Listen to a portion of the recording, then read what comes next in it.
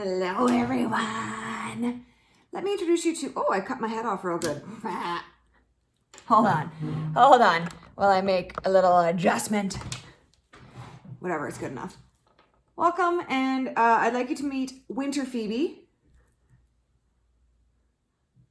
This is literally what I wear because it's fucking cold.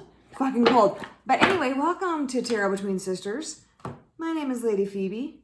Today we're gonna do a little energy read.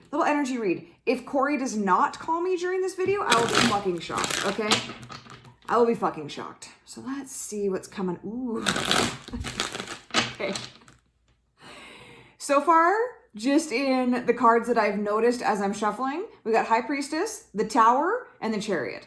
So I'm gonna read on those for a second because everything is fucking valid, and then we got the Chariot on the bottom. Okay, so if you notice the order that I saw them, High Priestess, the Tower, then the Chariot. Very important, I think.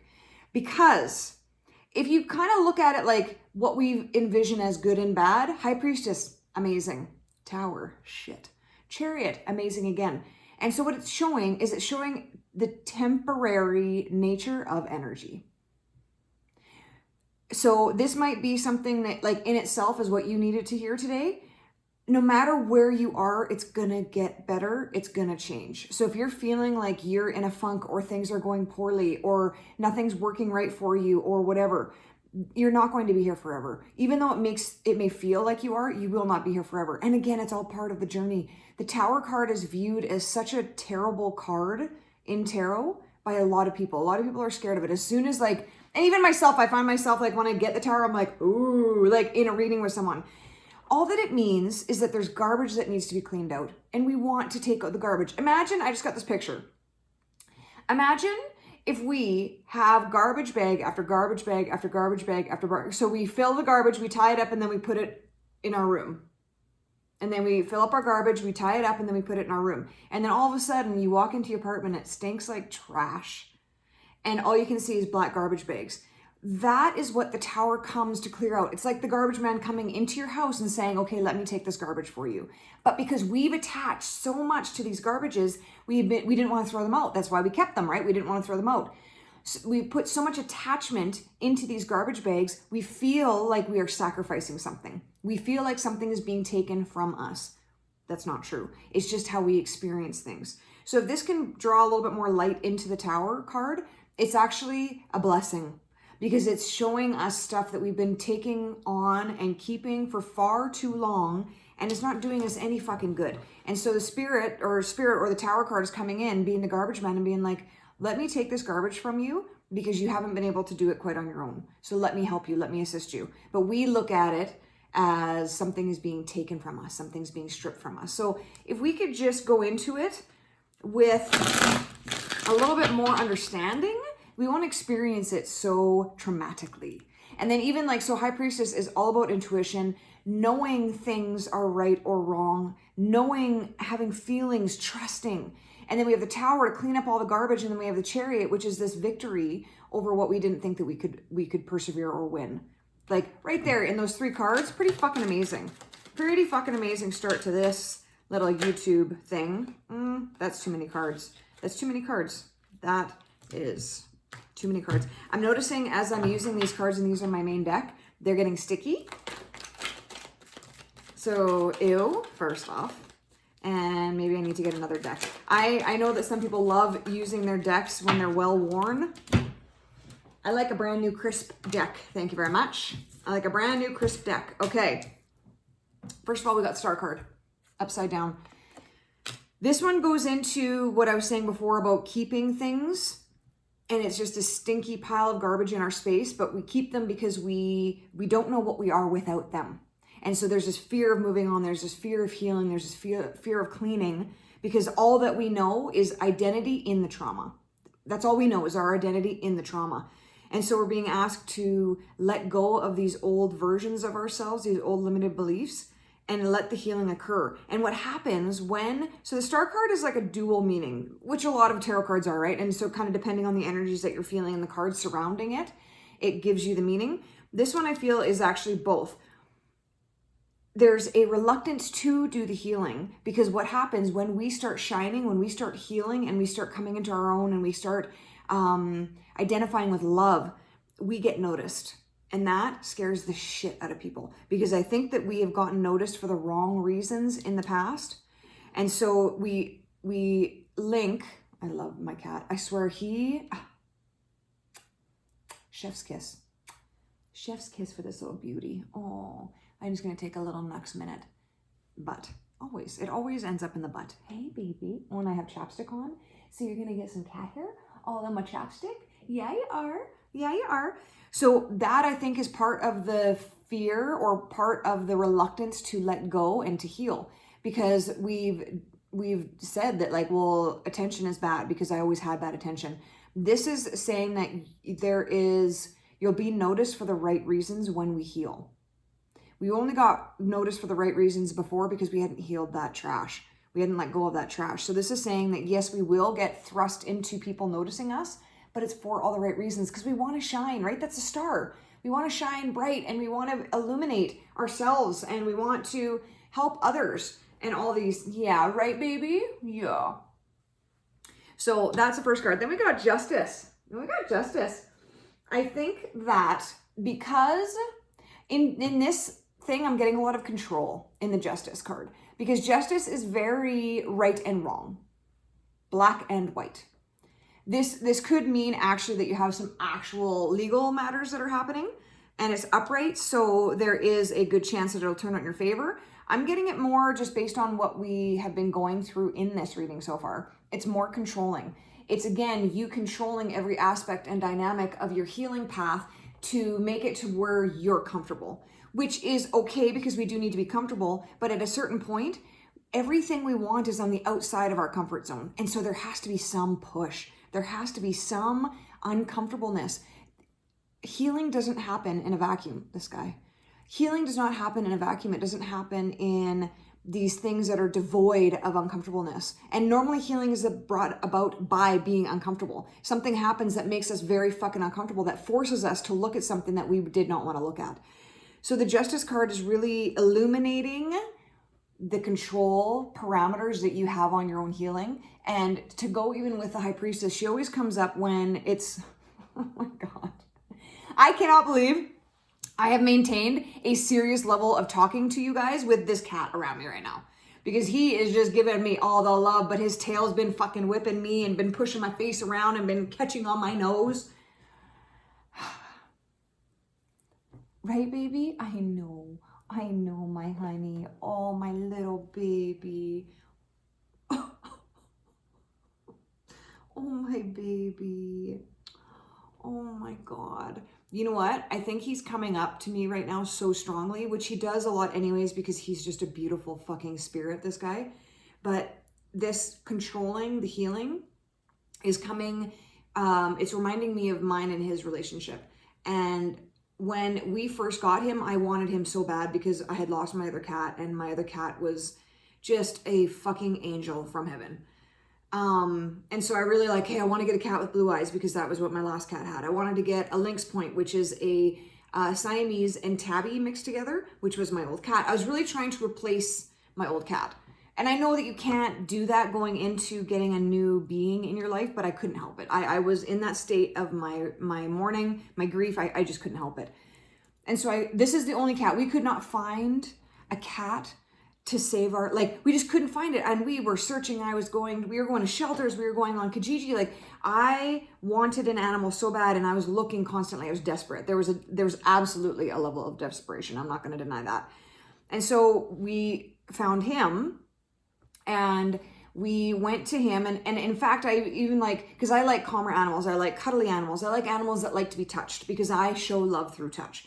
So I knew the kind of animal, like if you get an animal and they cuddle into your chest, that means that they trust you. Literally, when you can meet an animal for the first time and that's what they do, they cuddle into your chest, that is showing an instant trust bond, okay? So going into this thing, I want a cat with blue eyes. I want a Siamese breed somehow, and I want a male.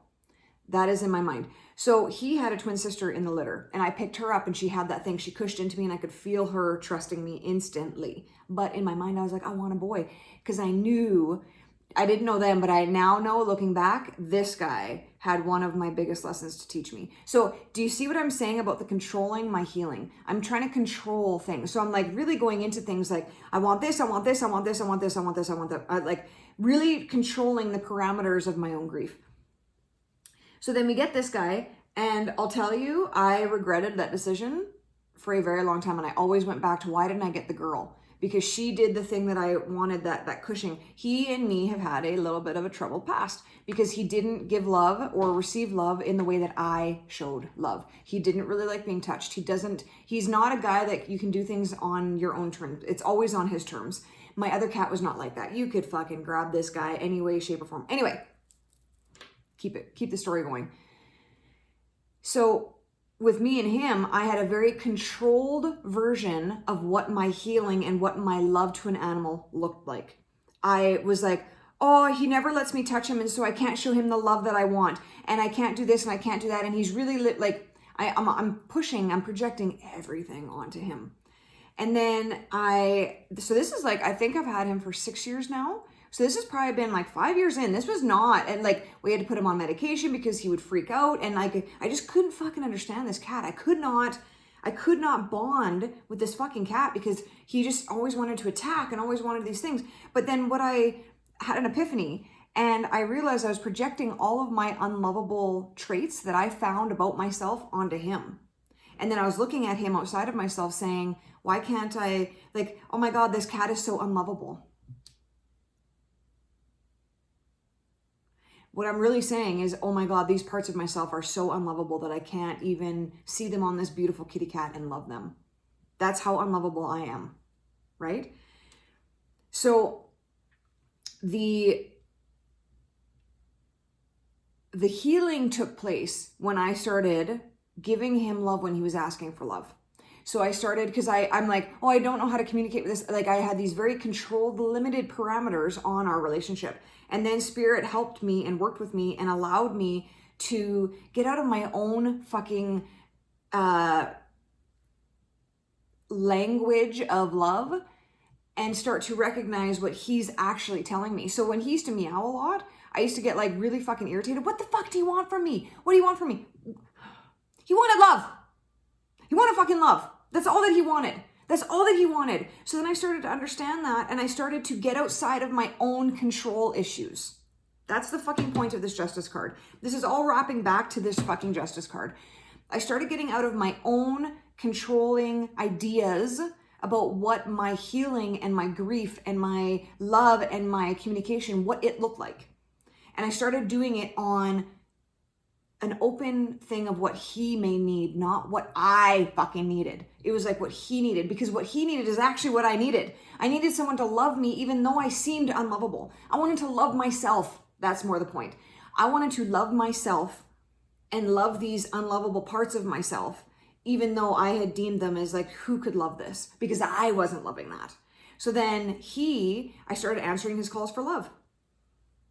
You guys, if there's an issue in any relationship that you have, the only answer is love. It does not matter the fucking question. The only answer is love. And so if you start answering people's calls for love,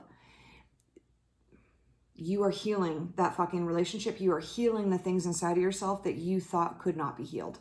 And what a call for love looks like: anger, sadness, yelling, projection, blame, guilt.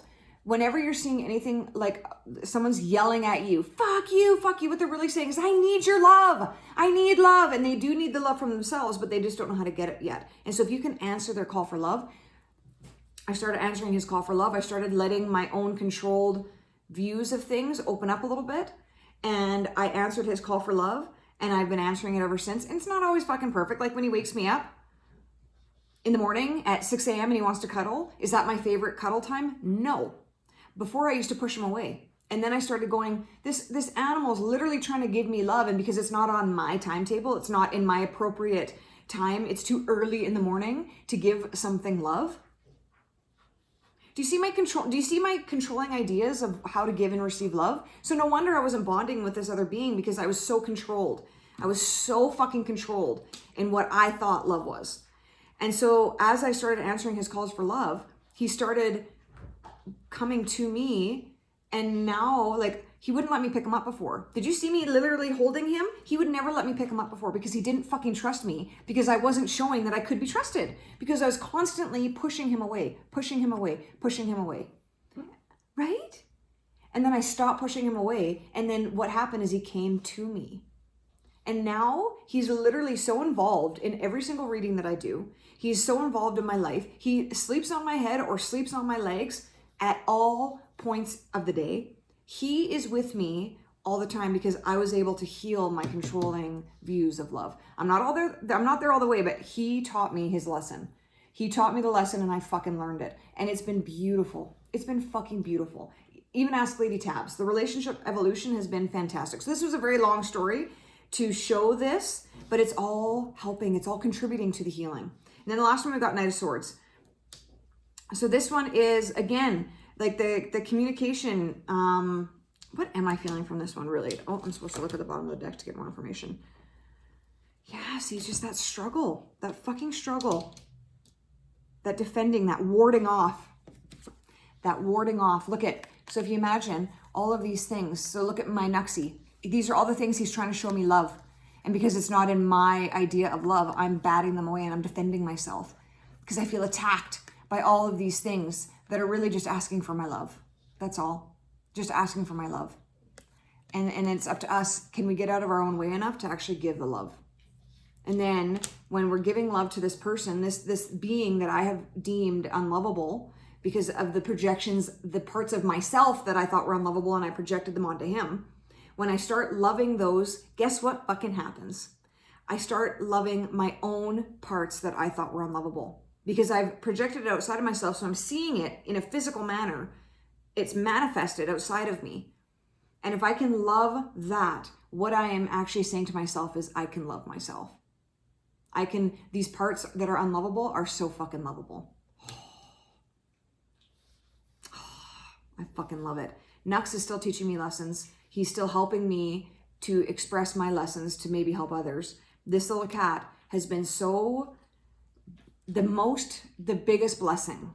He's been one of my many fucking blessings. And I know that now. And so whenever I look at him and I start going, oh, whatever, I know, okay, Phoebe, what are you withholding from yourself? What love are you withholding from yourself? He is one of my biggest fucking teachers. And I love him for that. I love you, Nutsy. Yeah, I love you. Okay. It was a little bit longer than I had intended, but hey, sometimes a message takes what it fucking takes, right? Okay. Have a fantastic day. Choose love, then choose love again, and be compassionate to yourself and be compassionate to others. Mwah, mwah. Bye.